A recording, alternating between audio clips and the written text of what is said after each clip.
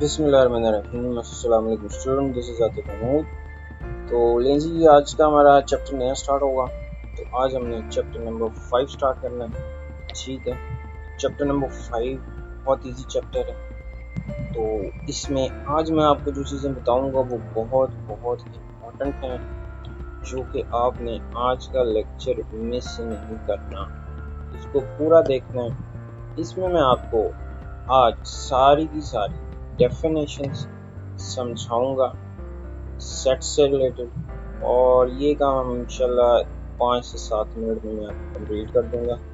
जिससे क्या होगा, आप 5 से 7 मिनट में सारी की सारी सेट की जो डेफिनेशन है वो आपको सारी समझ आ जाए। और बोर्ड एग्जाम्स में भी इनमें से डेफिनेशंस लाजमी पूछे जाते हैं। उसके बाद फिर हम जब कॉन्सेप्ट सारी डेफिनेशन समझ लेंगे, फिर हम पूरी की पूरी एक्सरसाइज कंप्लीट करेंगे।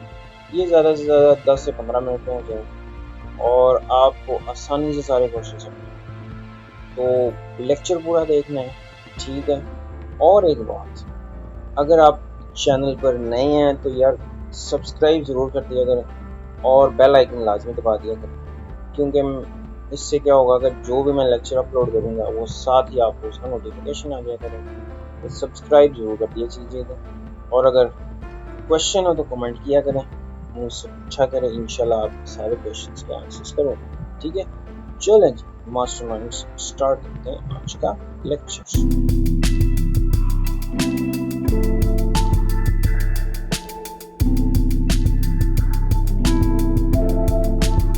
डिफाइन करेंगे सेट को। जी, सेट की डेफिनेशन क्या है, बहुत दफ़ा पेपर में आई हुई है। तो सेट की डेफिनेशन क्या है, अ well defined collection of distinct objects is called a set. मतलब क्या है कि एक कलेक्शन है किसका, वेल डिफाइंड ऑब्जेक्ट्स का और डिस्टिंक्ट ऑब्जेक्ट्स का। मतलब क्या है कि अगर मेरे पास ऐसे ऑब्जेक्ट्स हों जो वेल डिफाइंड हो और डिस्टिंक्ट हो, उनके कलेक्शन को मैं क्या कहूँगा, मैं एक सेट कहूँगा। अब बेटा यहाँ पर जो दो चीज़ें आ रही हैं, विच इज़ वेल डिफाइंड। अब वेल डिफाइंड को आप कैसे एक्सप्लेन करोगे, अब मैं आपको ऐसे बताता हूँ। वेल डिफाइंड ऐसी चीज़ें होती हैं जिनको आप देख सकते हो, अगर पॉसिबल है टच भी कर सकते हो। तो ये सारी की सारी ऑब्जेक्ट्स क्या कहलाएंगे, वेल डिफाइंड कराएंगे। जैसे कि ये मैं फिगर नीचे बनाई हुई है, जैसे ये कैप है, ये एक जैकेट है, ये एक टी शर्ट है। अब ये सारी चीज़ें जो हैं ये वेल डिफाइंड है, ठीक है, क्योंकि इनको मैं देख सकता हूँ और इनको मैं टच भी कर सकता हूँ। तो इसका मतलब होता है वेल डिफाइंड। डिस्टिंक्ट, डिस्टिंक्ट का मतलब होता है डिफरेंट, मुख्तलिफ। जैसे कि ये तीनों ऑब्जेक्ट्स जो हैं ये वेल डिफाइंड भी हैं और डिफरेंट भी हैं। तो ये जो इनका कलेक्शन बनेगा, ये कलेक्शन क्या कहलाएगा, ये बेटा एक सेट कहलाएगा। तो समझ आ गई डेफिनेशन कि a well defined collection of distinct objects is called a set. अब सेट को हम कैसे रिप्रेजेंट करते हैं, represented by capital English alphabets. तो सेट को हम capital alphabets A B C इससे रिप्रेजेंट करते हैं। जैसे ये एक एग्जांपल दी हुई है, फॉर एग्जांपल एक सेट है, ये सेट ऑफ इंटीजर्स, इंटीजर्स का सेट है। तो ये डेफिनेशन है जी आपकी सेट की। ठीक है, इसको अच्छी तरह याद कर लें, आई होप आपको समझ आ जाएगी कि a collection of well defined and distinct objects is called a set. चलिए अब एक बड़ी इंटरेस्टिंग बात।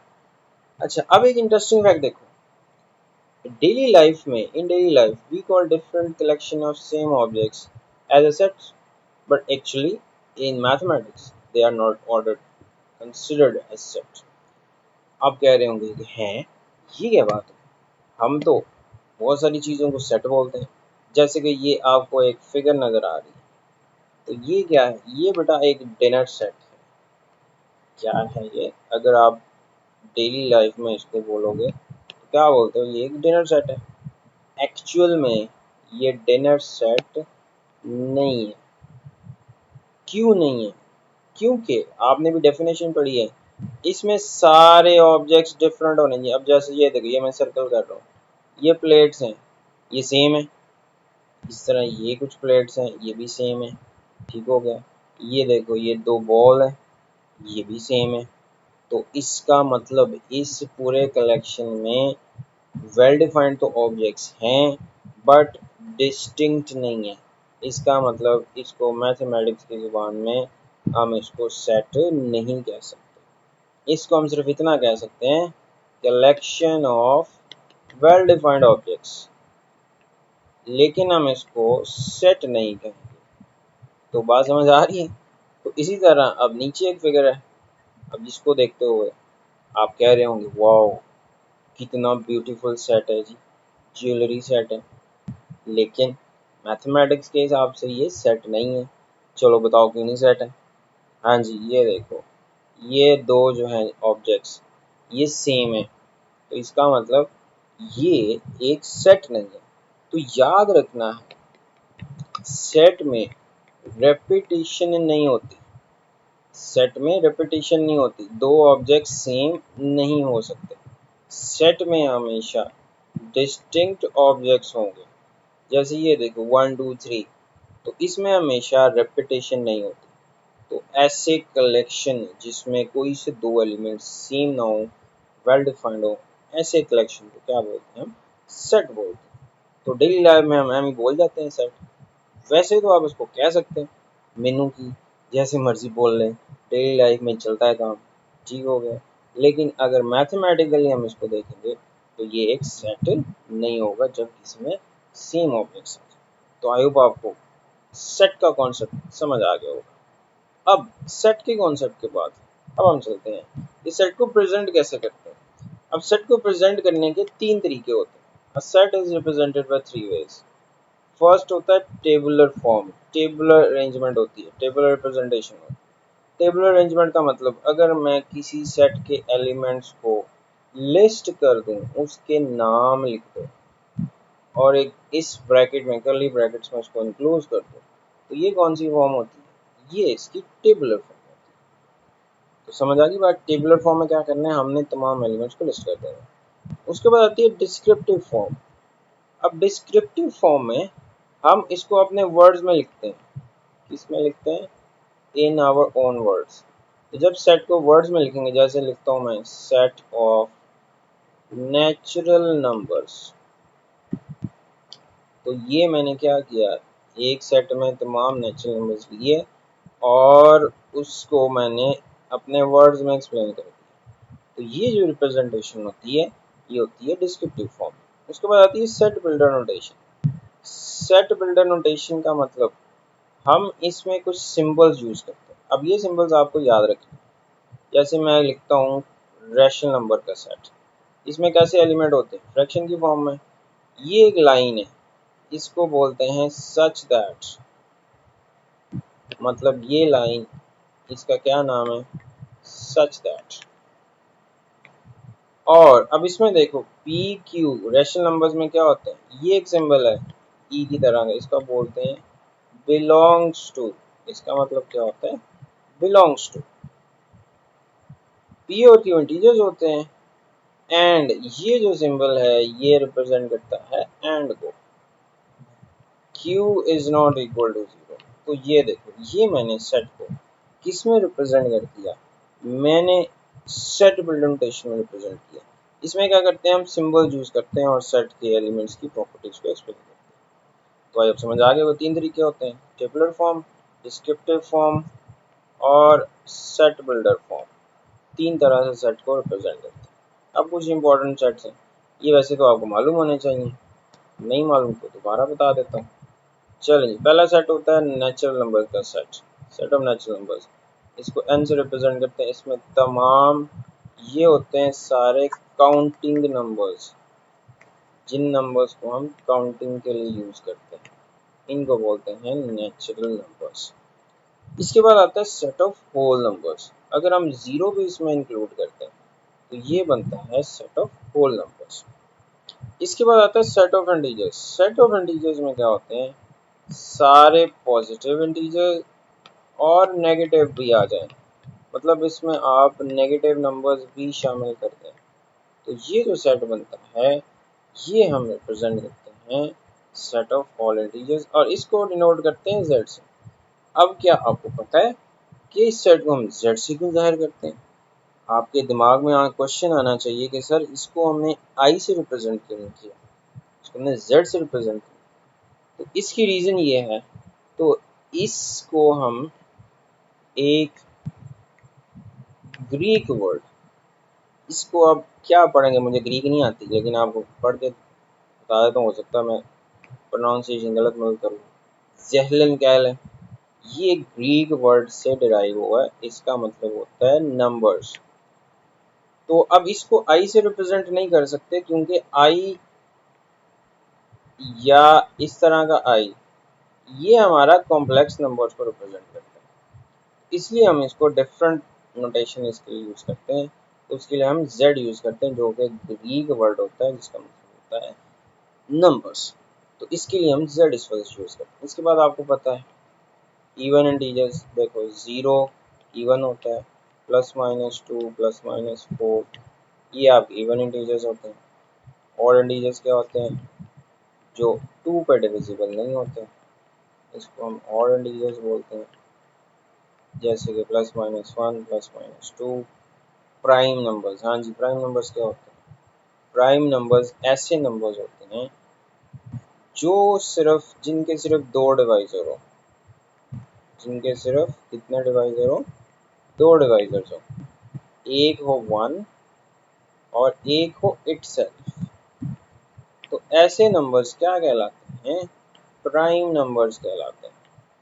अब देखो 1 प्राइम नंबर नहीं होता, क्योंकि उसका एक ही डिवाइजर मिलता है, 1 भी है और वो खुद भी 1 है। तो प्राइम नंबर होते हैं 2 3 5 7 11 13 एंड सो ऑन। इसके बाद आपको पता है रैशनल नंबर्स होते हैं। रैशनल नंबर को पता है आप कैसे रिप्रेजेंट करते हैं, तो पी बाई क्यू की फॉर्म में आते हैं, और पी एंड क्यू इंटीजर्स होते हैं, और क्यू पे कंडीशन होती है it is not equal to. अब यहाँ पे क्वेश्चन आता है आपके जहन में, इस सेट को क्यू से रिप्रेजेंट करते हैं, यहाँ पर नाम तो इसका रैशनल नंबर है। तो बेटा इसकी रीज़न ये है, क्यू का मतलब ये कोशेंट एक वर्ड है, कोशेंट का मतलब होता है फ्रैक्शन, तो इसलिए हम इसको क्यू से रिप्रेजेंट करते हैं, क्योंकि ये फ्रैक्शन की शक्ल में होता है, और कोशेंट का मतलब होता है फ्रैक्शन। इस वजह से हम क्यू से इसको रिप्रेजेंट करते हैं, आर से रिप्रेजेंट इसको नहीं करते। इसी तरह इसका जो कॉम्प्लीमेंट होता है, मतलब जो रैशनल नंबर होते हैं पी बाई क्यू की शक्ल में होते हैं, इरेशनल नंबर्स क्या होते हैं, जो नहीं लिखे जा सकते, तो इसीलिए इसके ऊपर एक हम डैश लगा देते हैं। तो क्यू प्राइम या क्यू डैश जो होता है, ये रिप्रेजेंट करता है इरेशनल नंबर्स, तो ये हम क्यू प्राइम से रिप्रेजेंट। चलो जी, इसके बाद आ जाओ रियल नंबर्स। रियल नंबर्स के सेट को आर से रिप्रेजेंट करते हैं, ये होता है यूनियन ऑफ रैशनल और इरेशनल। तो आई होप समझ आ गई होगी आपको कौन कौन से इंपॉर्टेंट सेट्स होते हैं। अब हम आगे चलते हैं डेफिनेशंस पर, जो कि हमें ज़रूरत है जी सारी। अब ये डेफिनेशंस आप छोटी क्लासेस में भी पढ़ चुके आ चुके हैं, लेकिन मैं दोबारा समझा रहा हूँ सारी, ताकि आपको सारी अच्छी तरह समझ आ जाए। तो पहला सेट होता है एम्प्टी सेट। एम्प्टी सेट की डेफिनेशन, तो एम्प्टी सेट क्या होता है, a set having no elements in it is called an empty set. ऐसा सेट जिसमें कोई एलिमेंट नहीं होता, और इसको रिप्रेजेंट करते हैं फाई से। ये एक सिंबल है, ग्रीक सिंबल है, इसको बोलते हैं फाई। फाई से रिप्रेजेंट करते हैं, या एम्प्टी ब्रैकेट से रिप्रेजेंट करते हैं। मतलब ऐसा सेट जिसमें कोई भी एलिमेंट ना हो, उसको बोलते हैं हम एम्प्टी सेट। समझ आ गया? चल इसके बाद आगे सिंगलटन सेट। सिंगलटन का वर्ड निकलता है सिंगल से। अ set having only one element in it is called a singleton set. जैसे कि एग्जांपल देखो, ये एक सेट है, इसमें एक एलिमेंट है, इसमें भी एक एलिमेंट है, तो ये सारे कौन से सेट्स हैं, ये सारे हमारे सिंगलटन सेट। ठीक हो गया। इसके बाद आ जाओ सबसेट्स। अब सबसेट की डेफिनेशन क्या है, अब ये जरा ध्यान से समझो। If A and B are two sets such that every element of set A is represented is present in set B, मतलब A के सारे एलिमेंट्स B में मौजूद हैं, तो फिर A को B का हम सबसेट बोलते हैं, और इसको हम ऐसे रिप्रेजेंट करते हैं, A is a subset of B। अब एक एग्जांपल समझ लो। एक सेट है मेरे पास ए, इसके एलिमेंट्स है 1 2 3। दूसरा सेट है बी 1 2 3 4 5। अब देखो ए के सारे एलिमेंट्स बी में मौजूद है, 1 भी है, 2 भी है और 3 भी है। तो इसका मतलब क्या हुआ, ए जो है बी का क्या कहलाएगा, सबसेट कहलाएगा। अब आपने याद रखना है number of all possible subsets. तो ऑल पॉसिबल सबसेट्स कैसे फाइंड करते हैं, इसका फॉर्मूला होता है 2 पावर n। अब यहाँ पर n जो है ये होते हैं number of elements in the set. तो अगर मेरे पास कोई सेट है जिसके अंदर कुछ एलिमेंट्स हैं, तो उसके मैंने ऑल पॉसिबल सबसेट्स कैसे निकालने हैं, 2 की पावर है। जैसे एग्जांपल देखो, इसमें देखो 3 एलिमेंट है, तो इसका मतलब इसके तमाम सबसेट कितने होंगे, 2 की पावर 3 एक है, तो 2 की पावर 3 कितना हो गया 8। तो ए के सबसेट कितने हो गए 8 हो गए। इस तरह हम ऑल सबसेट्स फाइंड करते हैं, ठीक है। अच्छा जी, इसके बाद हम करते हैं सबसेट्स की टाइप्स। अब सबसेट्स दो टाइप्स के होते हैं, एक होता है प्रॉपर सबसेट और एक होता है इम्प्रॉपर सबसेट। पहले डिफाइन करते हैं प्रॉपर सबसेट। प्रॉपर सबसेट क्या है, if A and B are two sets such that every element of set A is present in set B and there is at least one element of B which is not in the set A, then set A is called the proper subset of set B. It is represented by A is a proper subset. अब इसको समझ लो example से। जैसे देखो, ए मेरे पास एक set है 1 2 3, B मेरे पास एक दूसरा सेट है। अब ए के सारे बी में हों एलिमेंट्स, लेकिन बी का कम से कम एक एलिमेंट ए में नहीं होना चाहिए। अब जैसे ये देखो, ये मैंने दो एलिमेंट्स हाईलाइट किए। अब ये दो एलिमेंट्स सेट ए में मौजूद नहीं है, ए के सारे बी में और बी के कम से कम एक एलिमेंट, एक से ज़्यादा भी हो, जैसे इसमें दो एलिमेंट्स हैं बी के जो ए में नहीं है, तो इसका मतलब है ए बी का प्रॉपर सबसेट है। ये दूसरे लफ्ज़ों में कह लो कि हमेशा जो प्रॉपर सबसेट होता है ना किसी सेट का, उसमें एलिमेंट्स बी से कम होंगे, कम से कम एक एलिमेंट कम होगा। जैसे इसमें 3 है, इसमें 5 है, तो इसको हम इसका प्रॉपर सबसेट कहेंगे। और इसके नीचे लाइन नहीं लगाते, सबसेट के लिए हम नीचे लाइन भी लगती है ना, लेकिन यहाँ पे हमने लाइन नहीं लगाई। तो आई होप आपको प्रॉपर सबसेट की समझ आ गई होगी। अब आ जाओ इम्प्रॉपर सबसेट। इम्प्रॉपर होता है if A and B are two sets such that every element of set A is present in set B and there is no more element in set B which is not in set A। मतलब क्या है कि A के सारे B में हों और B के भी सारे A में हों, तब A को B का इम्प्रॉपर सबसेट कहेंगे। एग्जांपल देखते हैं, एक मेरे पास सेट है A 1 2 3, दूसरा सेट है B, इसमें है 3 2 1। अब देखो, ए के सारे एलिमेंट बी में हैं और बी का भी कोई एलिमेंट ऐसा नहीं है जो ए में नहीं है। मतलब ए के सारे बी में हों और बी के भी सारे ए में हों, तो फिर ए को बी का क्या कहेंगे, इम्प्रॉपर सबसेट। ठीक है, तो समझ आ गई बात। तो ये है जी इम्प्रॉपर सबसेट। अब ऑल पॉसिबल प्रॉपर सबसेट्स कैसे निकालने हैं, 2 की पावर n माइनस 1, ये फॉर्मूला होता है प्रॉपर सबसेट्स की तादाद निकालने का, ऑल। और याद रखना है किसी भी सेट का सिर्फ एक ही इम्प्रॉपर सबसेट होता है, और वो आप बताओ कौन सा होगा, जी इटसेल्फ। हर सेट का इटसेल्फ उसका इम्प्रॉपर सबसेट होता है और वो सिर्फ एक ही होता है। अब इसको आप इक्वल सेट भी कह सकते हो इम्प्रॉपर सबसेट। इक्वल सेट का मतलब क्या है, if A and B are two sets such that, अगर ए बी का सबसेट हो और बी भी ए का सबसेट हो, मतलब ए के सारे बी में और बी के सारे भी ए में, तो इसका मतलब ये दोनों सेट्स सेम है, इक्वल है, तो इसको बोलेंगे ए इक्वल टू बी। जैसे ये एग्जांपल है, एक सेट ए है 1 2 3, दूसरा सेट भी 1 2 3 है, ए के सारे बी में, ए बी का सबसेट है और बी भी ए का सबसेट है, तो इसका मतलब ए इज इक्वल टू बी। समझ आ गई डेफिनेशन, ये है। डेफिनेशन किसकी, क्विक सेट्स की। अब आ जाओ पावर सेट।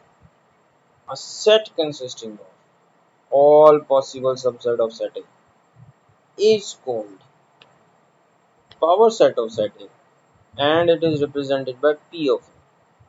ये बड़ा पावरफुल सेट होता है ठीक है, इसको पावर सेट बोलते हैं। इट मीन्स के ऐसा सेट जिसमें किसी सेट के तमाम सबसेट्स मौजूद हो। ठीक है, इसको एग्जांपल से समझते हैं। ये मेरे पास एक सेट है ए, इसमें एलिमेंट्स है 1 2, तो इसके पावर सेट के एलिमेंट्स बनाते हैं। इसका पावर सेट क्या होगा, अब आपको पता है किसी भी सेट का पहला सबसेट होता है एम्प्टी सेट। फिर क्या करना है, सिंगल सिंगल एलिमेंट 1 का एक सेट बना दिया, सेकंड एलिमेंट का सेट और फिर पूरे का पूरा सेट। तो ये है इस सेट ए का पावर सेट। तो पावर सेट की एलिमेंट्स फाइंड करने का फॉर्मूला वही है जो सबसेट्स निकालने का है। तो क्या formula, find number of elements in the power set. तो इसका फॉर्मूला है 2 raise to the power n, और n होते हैं number of elements in the set. तो समझ आ गई पावर सेट की। आगे आ जाओ डिसजॉइंट सेट्स। डिसजॉइंट सेट्स नाम से पता लग रहा है, two sets having no common elements are called disjoint sets. ऐसे सेट्स जिनमें कोई भी एलिमेंट कॉमन ना हो, मतलब अगर हम उनका इंटरसेक्शन लें तो एम्प्टी सेट जवाब आए, कोई एलिमेंट कॉमन हो, then A and B are called disjoint sets. जैसे कि एक एग्जांपल लेते हैं, एक मेरे पास सेट है ए 1 2, दूसरा सेट है बी 3 4। अब देखो ए और बी में कोई एलिमेंट कॉमन है, कोई भी कॉमन नहीं है, इसका मतलब then A and B are called disjoint sets, क्योंकि इनका मैं इंटरसेक्शन लेता हूँ, कोई एलिमेंट कॉमन नहीं है। तो ऐसे सेट को बोलते हैं डिसजॉइंट सेट्स, जिसमें कोई भी एलिमेंट कॉमन नहीं है। अगले डेफिनेशन पे आ गए, overlapping set. Two sets are called overlapping sets if they have. अब इसमें दो कंडीशन होती है, at least one element is common, कम से कम एक एलिमेंट कॉमन होना चाहिए। Neither set is a subset of each, मतलब इन दोनों में से कोई भी एक दूसरे का सबसेट नहीं होना चाहिए। अब जरा एग्जांपल देखो, एक सेट है ए 1 2 3, एक सेट है बी 2 4 6 8। अब इसमें कॉमन एलिमेंट कौन सा है, कॉमन एलिमेंट है 2, तो बस इनमें एक एलिमेंट कॉमन है। अब देखो, क्या ए बी का सबसेट है, नहीं। क्या बी ए का सबसेट है, नहीं। तो इसका मतलब ए और बी क्या है, दोनों इम्प्रॉपर ओवरलैपिंग सेट्स। ठीक है, अब समझ आ गया होगा ओवरलैपिंग सेट्स क्या होते हैं। लो जनाब, डेफिनेशन होगी कंप्लीट। अब हम करते हैं ऑपरेशंस के ऊपर। अब सेट्स के ऊपर कितने ऑपरेशन लगाए जा सकते हैं। पहला ऑपरेशन होता है यूनियन। अब यूनियन के नाम से पता है ऑल एलिमेंट्स। तो दो सेट्स का यूनियन क्या होता है, union of two sets A and B written as or read as A union B. ठीक है, इसको हम ऐसे लिखते हैं ए यूनियन बी से। एंड ये क्या होता है, it is a set consisting of all the elements which are either in A or in B or in both। अब याद रखना है यूनियन के लिए हम और का वर्ड यूज करते हैं, तो इसको हम मैथमेटिकली ऐसे लिखते हैं, A union be in which such element which is either element of A or element of B or both। तो यूनियन के लिए हम और का वर्ड यूज करते हैं, यू का लेटर यूज करते हैं। तो समझ आ गया यूनियन, दोनों सेट्स के तमाम एलिमेंट्स ले लेंगे। इंटरसेक्शन, तो इंटरसेक्शन क्या होता है, इंटरसेक्शन मतलब common. If A and B are two sets then set consisting of common element of set A and set B is called intersection and it is represented by this symbol। समझ लीजिए उल्टा U। अब इसको हम define कैसे करेंगे, mathematically कैसे लिखते हैं, इसके लिए हम एंड यूज करते हैं, x such that x is an element of A and as well as an element of B। तो x inter A x inter section B में क्या होते हैं, तमाम कॉमन एलिमेंट्स। ये आपको समझ आ गई होगी। तो ये हमारे कॉमन एलिमेंट्स होते हैं इंटरसेक्शन। अब आ जाओ डिफरेंस पे। Difference of two sets. If A and B are two sets, then the difference is written as, इनके difference को हम कैसे लिखते हैं? A difference B is a set consisting of, ये एक ऐसा set होता है जिसमें all the elements of set A which are not in B, A के वो elements जो B में ना हो, मतलब A difference B को हम ऐसे लिखें, X is an element such that X is an element of A but and X is not an element of, मतलब A के वो एलिमेंट्स जो B में ना हो उसको हम A डिफरेंस B से रिप्रेजेंट करते हैं सेट को। इसको एग्जांपल से रिप्रेजेंट करता हूँ। A का मेरे पास सेट A 1 2 3, दूसरा सेट है B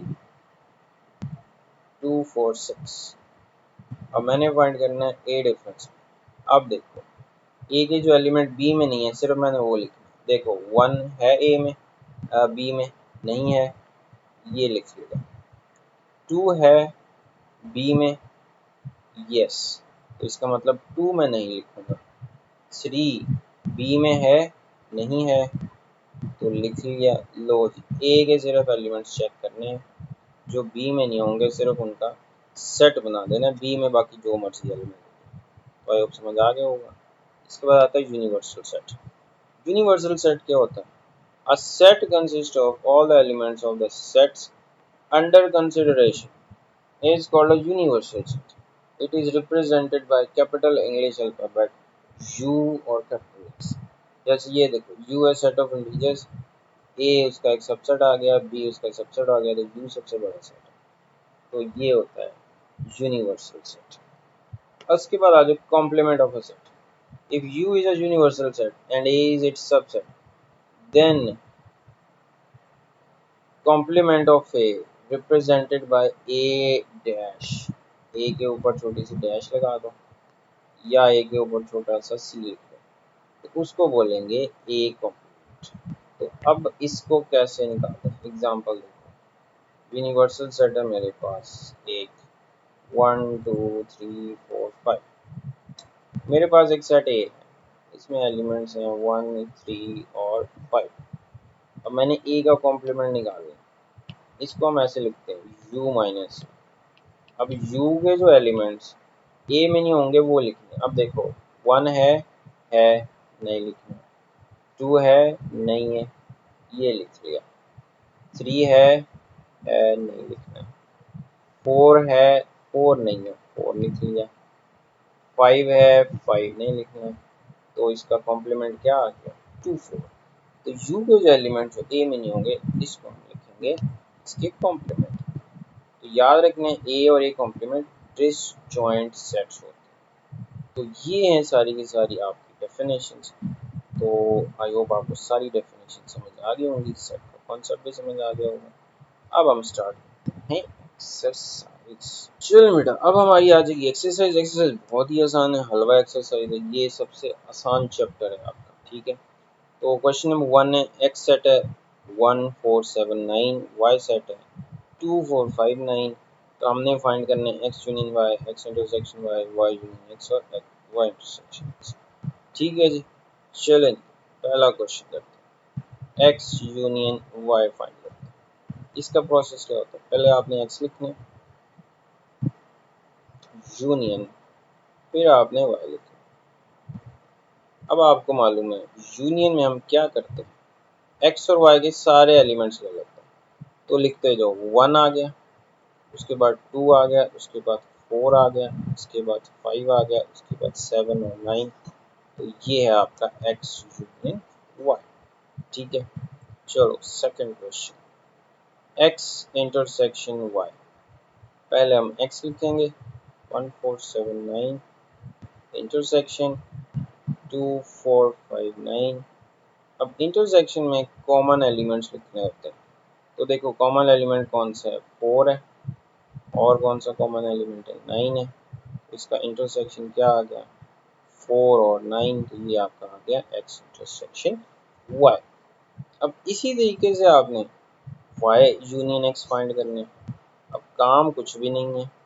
अब पहले आपने वाई लिखने, फिर आपने एक्स लिखना है। पहले वाई लिख लो, 2459 यूनियन 1479। तो क्या आंसर आ जाएगा? सारे एलिमेंट्स लिखने हैं, 1 2 4 5 7 और 9। इसी तरह y इंटरसेक्शन x फाइंड करें, y इंटरसेक्शन x। अब इसमें y पहले लिखना है, ये y आ गया, इंटरसेक्शन x बाद में लिखना है। तो ये अब देखो क्या कॉमन एलिमेंट है, 4 है। आंसर सेम ही आएगा, x इंटरसेक्शन y और y इंटरसेक्शन x का। तो ये हमारा क्वेश्चन कंप्लीट हो गया कि आपको एक्स वाई गिवन है तो आपने ये वैल्यूज फाइंड करनी। ठीक है, समझ आ गया। चलो जी क्वेश्चन नंबर 2 पे आ जाओ। क्वेश्चन नंबर 2 में जो है देखो, सबसे पहले हमें एक्स सेट गिवन है। क्या है जी? Set of prime numbers less than or equal to 70। सबसे पहले हम सेट एक्स फाइंड करते हैं। अब ये लिखा हुआ है डिस्क्रिप्टिव फॉर्म में। तो अब आपने ऐसे प्राइम नंबर्स जो 17 और 17 के बराबर है तो बताते जाओ। 2 है, 3 है, 5 है, 7 है, 11 है, 13 है और 17 इटसेल्फ है। तो देखो x आ गया हमारे पास। अब हमने set of first 12 natural numbers, तो सेट y हमारा क्या है? पहले 12 natural numbers 1 2 3 up to so on 12 तक। तो x भी निकल आया टेबुलर फॉर्म में, y भी निकला। अब आपको पता है x यूनियन y कैसे निकालना है। तो x यूनियन y फाइंड करो। पहले x लिखना है, 2 3 5 7 11 13 17 union 1 2 3 up to so on 12 तक। तो यूनियन में क्या करना होता है? सारे एलिमेंट्स। तो देखो 1 से 12 तक तो सारे एलिमेंट्स आ जाएंगे, इसके बाद 13 आ जाएगा और 17 आ जाएगा, ये आ गया एक्स यूनियन वाई। अब फाइंड कर लेते हैं Y union X second part. तो पहले अब वाई लिखेंगे, 1 2 3 सारे एलिमेंट्स यूनियन 3 2 3 5 7 11 13 17। आंसर सेम ही आएगा, 1 से लेके 12 तक सारे। फिर आपने 13 और 17 भी लिखना है। ये आ गया Y union X. Third question ये है जी हमारा एक्स इंटरसेक्शन वाई। अब इसमें आपने कॉमन लेंगे, पहले एक्स लिखो, एक्स है 2 3 5 7 11 13 और 17। Intersection 1 2 3 up to so on 12। चलो जी कॉमन एलिमेंट्स देखते जाओ। देखो जी 2 कॉमन आ गया, 3 कॉमन आ गया, 5 कॉमन है, 7 कॉमन है और 11 कॉमन है। बाकी और कोई एलिमेंट इन दोनों में कॉमन नहीं है। ठीक है, इसी तरह फोर्थ पार्ट है। अब आपने y इंटरसेक्शन x फाइंड करना है। इसमें देखो पहले आ जाएगा 1 2 3 सो ऑन 12 तक, इंटरसेक्शन 2 3 5 7 11 13 और 17। तो अब इसमें आंसर वही आएगा। देखो 2 कॉमन है, 3 कॉमन है, 5 कॉमन है, 7 कॉमन है, 11 कॉमन है, आगे ये मज़ीद कॉमन नहीं है। तो ये हमारा क्वेश्चन। अब आ जाए बेटा क्वेश्चन नंबर 3 पे। तो क्वेश्चन नंबर 3 में आपको सेट एक्स गिवन है, फाइव वाई गिवन है, पॉजिटिव इंटीजर्स, टी गिवन है, ऑड इंटीजर्स। अब इसको आप दो तरह से कर सकते हैं, या तो आप इसी तरह ही इसको कंसिडर करके सॉल्व कर लो या फिर इसके एलिमेंट्स ले लो। चलें जी मैं एलिमेंट्स निकाल लेता हूँ।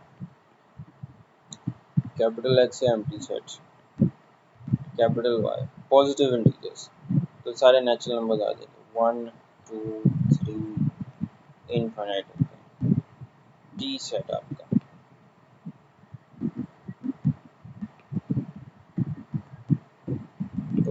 टी आपका ऑड पॉजिटिव इंटीजर्स, तो कौन कौन से पॉजिटिव ऑड नंबर हैं, 1 3 5 एंड 2 सो ऑन।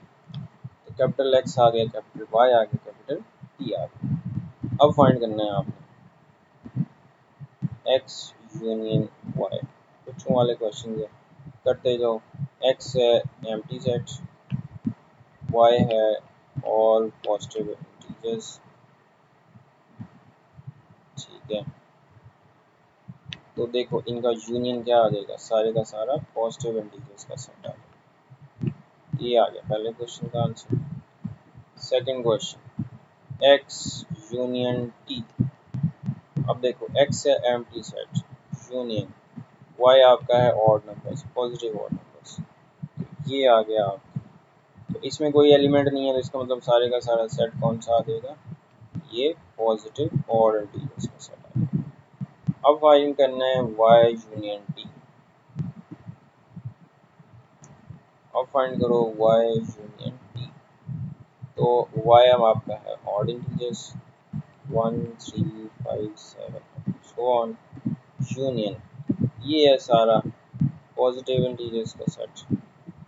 तो इसका मतलब है यूनियन में सारे के सारे कौन से आ जाएंगे, पॉजिटिव इंटीजर्स आ जाएंगे 1 2 3 और सो ऑन।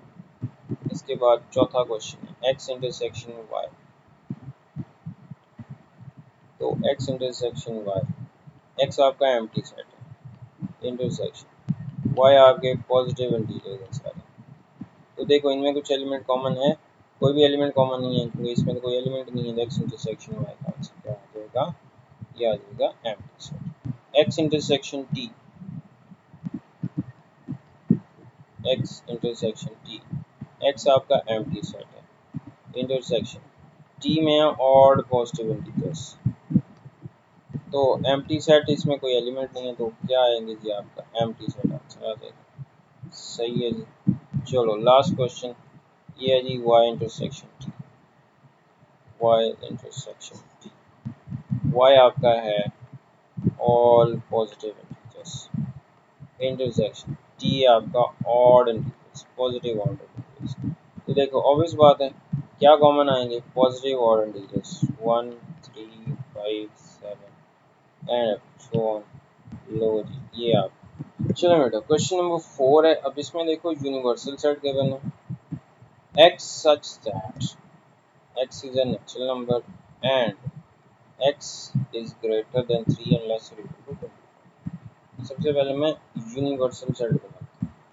तो यूनिवर्सल सेट में ऐसे एलिमेंट में 25 और 25 से लेस है और 3 से ग्रेटर, तो क्या बनेंगे 4 5 6 सो ऑन, कहाँ तक, ये बन गया 4 से 25 तक। समझ आ गया। कैपिटल एक्स से x such that x is a prime number and in between 8 and 25, 8 और 25 के तरह प्राइम नंबर बताओ जी, क्या बनेगा 11 13 17 19 और 23, ये आपके प्राइम नंबर आ गए 8 और 25 के लिए। सेट वाई, अब सेट वाई क्या होगा, सेट वाई के एलिमेंट्स हैं x such that x is a whole number and x is greater or equal to 4 and less equal to 17। मतलब 4 से लेकर 17 तक तमाम होल नंबर्स आपके सेट वाले। समझ आ गई बात, टेबुलर फॉर्म में कन्वर्ट कर लिया, सेट रिप्रेजेंटेशन थी। अब हम पहला क्वेश्चन करते हैं, क्या फाइंड करना है, x यूनियन y का कॉम्प्लीमेंट। इसके लिए हम पहले x यूनियन y कैलकुलेट, पहले लिखेंगे x 11 13 17 19 23 यूनियन, फिर लिखेंगे y 4 5 6 कहाँ तक 7। तो देखो 4 से 17 तक तो सारे हैं क्योंकि यूनियन है। अब 17 से आगे 19 भी आएगा, 23 भी आएगा, x यूनियन y ये आ। अब आपने क्या करना है, इसका कॉम्प्लीमेंट निकालना है। कॉम्प्लीमेंट निकालो, कॉम्प्लीमेंट होता है u माइनस दैट सेट, अब यू के जो एलिमेंट्स इसमें नहीं है वो आपने लिखना है, ठीक है। देखो 4 से लेकर 17 तक सारे एलिमेंट्स तो आ जाएंगे कम। तो इससे आगे देखना 18 है इसमें, वो इसमें नहीं है, 18 आ गया। 19 है, यहाँ से यहाँ पे 19 है, इसमें भी है, नहीं लिखना। 20 आ जाएगा, ठीक है। इसमें 21 नहीं है, वो भी आ जाएगा। 22 नहीं है, वो भी आ जाएगा। 23 है, नहीं लिखना। 24 नहीं है, और यूनिवर्सल सेट का 25। तो आई होप समझ आ गया होगा। तो यू के जो एलिमेंट्स एक्स यूनियन वाई में नहीं है वो लिखना है। तो ये हमारा आंसर आ गया 18, 20, 21, 22, 24, 25। चलो second question. Second question X complement intersection Y. पहले हम एक्स कॉम्प्लीमेंट निकालते हैं। एक्स कॉम्प्लीमेंट होता है यू माइनस एक्स, ठीक है। अब देखो यू के जो एलिमेंट्स एक्स में नहीं है वो लिखना है। देखो 4 नहीं है, 5 नहीं है, 6 नहीं है, 7 नहीं है, 8 नहीं है, 9 नहीं है, 10, 11 है, नहीं लिखना। 12 नहीं है, 13 नहीं लिखना। 14 आ गया, 15 आ गया, 16 आ गया, 17 नहीं लिखना। 18 आ गया, 19 नहीं लिखना। 20 आ गया, 21 आ गया, 22 आ गया, 23 नहीं लिखना। 24 आ गया, और 25। ये क्या बन गया हमारा एक्स का कॉम्प्लीमेंट। अब हम फाइंड करते हैं वाई का कॉम्प्लीमेंट। ये होगा यू माइनस वाई। अब देखो यू के जो एलिमेंट्स वाई में नहीं है वो लिखो। अब देखो 4 से 17 तक तो सारे यू के एलिमेंट्स हैं, मतलब 17 से आगे वाले एलिमेंट्स सारे हैं। 17 से आगे वाले एलिमेंट 18, 19, 20, 21, 22, 23, 24, 25। अब हमने करना है इन दोनों सेट्स का इंटरसेक्शन। अब क्या करते हैं, इनमें कॉमन एलिमेंट निकालते हैं। चलो ये तलाश करो। कॉमन एलिमेंट क्या, 18 कॉमन आ गया, 20 कॉमन है, 21 कॉमन है, 22 कॉमन है, 24 कॉमन है, और 25 कॉमन। लो जनाब, ये हमारा आंसर आ गया सेकंड पार्ट का। फाइंड करें X intersection, X complement intersection Y. अब आ जाओ थर्ड क्वेश्चन। थर्ड क्वेश्चन है हमारा एक्स इंटरसेक्शन वाई का होल का कॉम्प्लीमेंट। अब हमने ये फाइंड किया। चलिए अब हम देखते हैं पहले X intersection Y find. X क्या है हमारा, एक्स हमारा है प्राइम नंबर्स हैं 11, 13, 17, 19 और 23। और इंटरसेक्शन है जी 4, 5, 6, 7, 8, 9, 10, 11, 12, 13, 14, 15, 16, 17। चलो जी कॉमन एलिमेंट्स निकालते हैं। कॉमन एलिमेंट है जी हमारा 13 है, और क्या है 17 है, ठीक है। 11 है, ठीक है। तो क्या आ गया इंटरसेक्शन 11, 13 और 7। ये हमारा एक्स इंटरसेक्शन वाई आ गया। अब हमने इसका कॉम्प्लीमेंट निकालना। एक्स इंटरसेक्शन वाई का कॉम्प्लीमेंट ये होता है U minus X intersection Y. अब देखो यू में 1 से 4 से लेकर 25 तक, तो सिर्फ 11, 13, 17, 4, 5, 6, 7, 8, 9, 10, 11 नहीं लिखेंगे, 12 आ गया। 13 नहीं लिखेंगे, 14, 15, 16, 17 नहीं लिखेंगे, 18 और 25 तक। तो ये हमारा आ गया थर्ड क्वेश्चन का आंसर, ठीक है। समझ आ गया। अब आ जाओ फोर्थ पार्ट। अब क्या करना है, देखो x और कॉम्प्लीमेंट और y कॉम्प्लीमेंट, इसके सारे एलिमेंट्स लिखने हैं। तो देखो यहाँ से 4 5 6 7 8 9 10 12 14 15 16 18 20 21 22 24 25। लो जी, ये हमारा आ गया x complement union y complement. ठीक हो गया, तो ये हमारा क्वेश्चन कंप्लीट हो गया। चलिए क्वेश्चन नंबर 5 पे आ जाए। क्वेश्चन नंबर 5 में क्या कह रहा है, x गिवन है 2 4 6 8 इवन नंबर्स हैं और सेट वाले में हैं सारे 4 के मल्टीपल्स 4 8 12 सो ऑन। तो हमने फाइंड करना है x डिफरेंस y। तो x में है हमारे सारे इवन नंबर्स 2 4 6 8 10 12 14 16 18 और 20।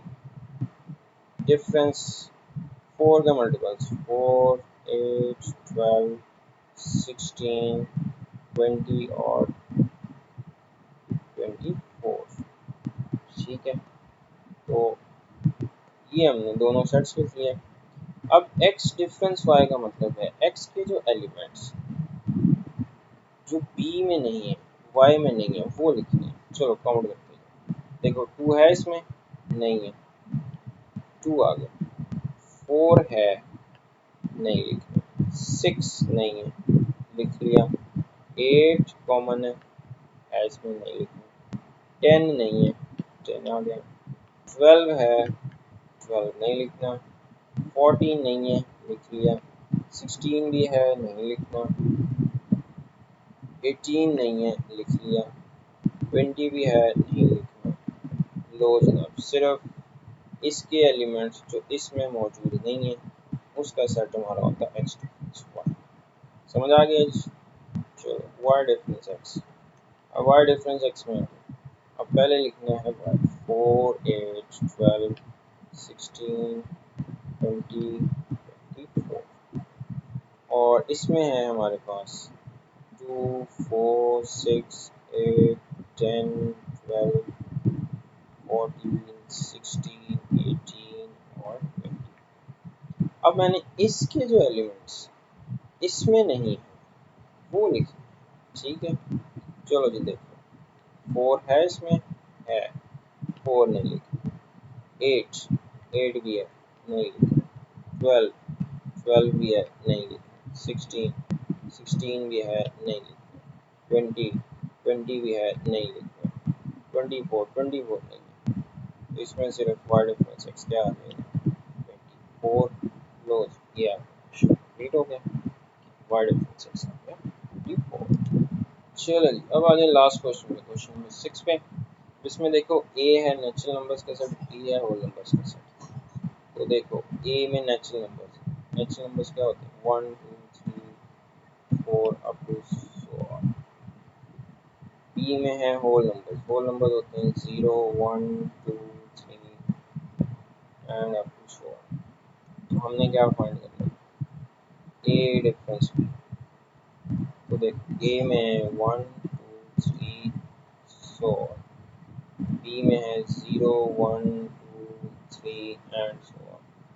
अब देखो a का कोई एलिमेंट ऐसा है जो इसमें मौजूद नहीं है, ये तो सारे का सारा इसमें मौजूद है, इसका मतलब कोई भी एलिमेंट ऐसा नहीं है a का जो b में मौजूद ना हो, तो सारे का सारा a मौजूद है, इसका मतलब a डिफरेंस भी क्या आ जाएगा, एम्प्टी से।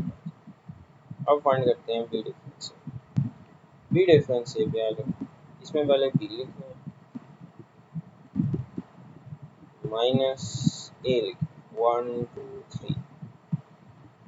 अब देखो जी b का कोई एलिमेंट है, 0 है इसमें, 0 नहीं है, 0 लिख लेंगे, बाकी सारे एलिमेंट्स मौजूद हैं, इसका मतलब इसका b डिफरेंस है क्या, 0 आ जाएगा। लो जनाब, एक्सरसाइज हमारी कंप्लीट हो गई। तो ये है हमारा आज का लेक्चर। तो इंशाल्लाह नेक्स्ट लेक्चर में आपको 5.2 समझाऊंगा। तब तक के लिए अल्लाह हाफिज़। क्वेश्चन जो कमेंट जरूर किया करें, लाइक सब्सक्राइब जरूर कर दिया करें। चलें ठीक हो गया।